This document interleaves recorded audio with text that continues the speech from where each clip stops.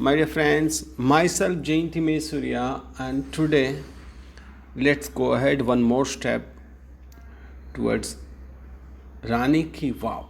આપણે જે રાણીની વાવની જે વાતો આપણે ભણી રહ્યા છીએ કે ભાઈ એમાં કેવું અલભ્ય શિલ્પ સ્થાપત્ય છે કરેલું છે. There are also some of the rare sculptures of gods. એમાં કેટલાક ભગવાનના એવા શિલ્પ સ્થાપત્યો છે ને જે રેર કહેવાય, બીજે કશે જોવા નહીં મળે, અનોખું ભાગ્યે જોવા મળે એવા છે. Here one can find the statue of lord Buddha with 4 hands.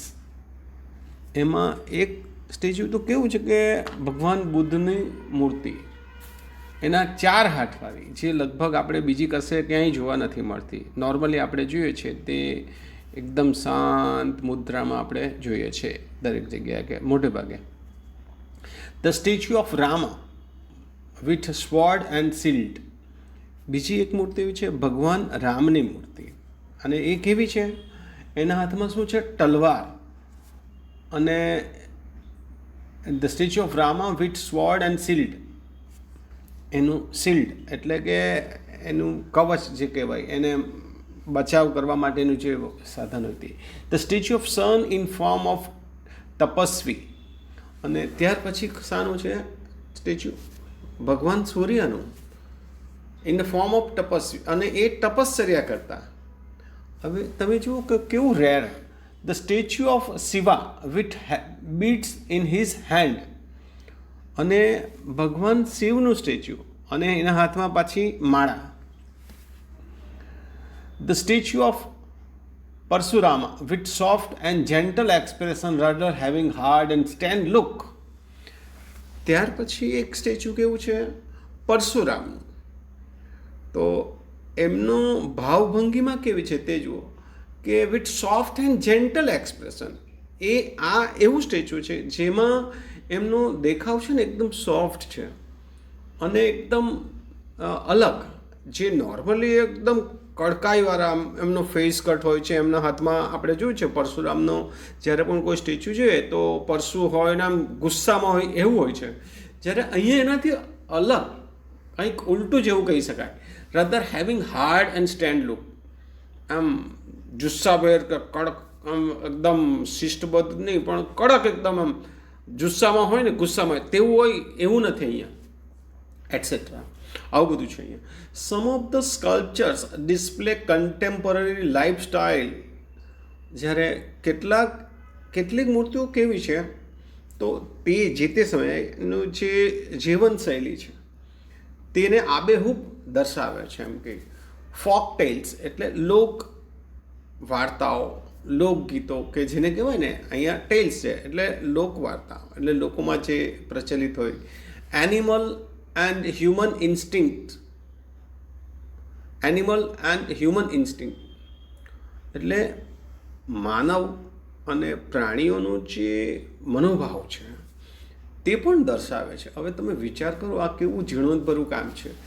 They reveal artistic vision and unique imagination of the sculptors.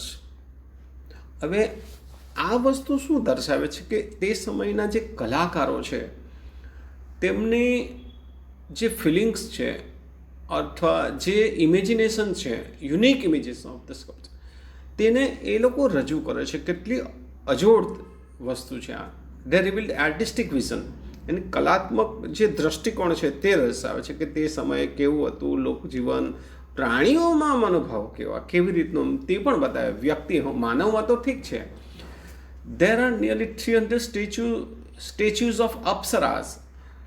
અને જે રીતના આપણા પુરાણોમાં કે શસ્ત્રોમાં કે એવું બધું કહે છે કે ભાઈ આપણા પુસ્તકોમાં કે ભાઈ અપ્સરાઓ, તો 300 જેટલી તો અપ્સરાઓનું પણ આમાં સ્ટેચ્યુઓ જોવા મળે છે, એમની કલાકૃતિઓ. The sculptors presented a vast range of emotions and feelings on the faces of the apsaras. અને તાજ્જુબીની વાત એ છે કે તમે જુઓ કે મૂર્તિ પર એ લોકો એ અપ્સરાઓની જે લાગણી છે અને એની જે ફિલિંગ છે એ આટલી બધી મૂર્તિઓને અલગ અલગ અલગ રીતે એ દર્શાવે છે પાછું, જાણે જીવંત વ્યક્તિ હોય અને એના મોઢા પર કે એના પર જે દેખાય ભાવ ફેસ પર, તેવું આ સ્ટેચ્યુ પર દેખાય છે, રજૂ કરી છે કોણે? કલાકારોએ. તો એ પણ એક અનોખી જ વસ્તુ કહી શકાય. they display variety of different moods and situation. અને આ જે સ્ટેચ્યુ છે તેમાં પણ શું જોવા મળે છે કે શું દર્શાવે છે? Variety of different moods and situation. આ શિલ્પોમાં અલગ અલગ પરિસ્થિતિ અને જે સિચ્યુએશન છે, એ લોકોનો જે મૂડ છે તે પણ અહીંયા દર્શાય છે. તો તમે જુઓ કે આ કેટલું અનોખું કહેવાય. Most of them present Vishnu in his 10 different avatars. મોટાભાગની જે મૂર્તિઓ છે ને તેમાં ભગવાન વિષ્ણુના જે 10 જુદા જુદા અવતારો છે ને તેને રજૂ કરે છે એમ કહી. The most attractive sculptures are those of Varaha, Vaman, Narsimha, Ram, Kalki and Mahishasura Mardini.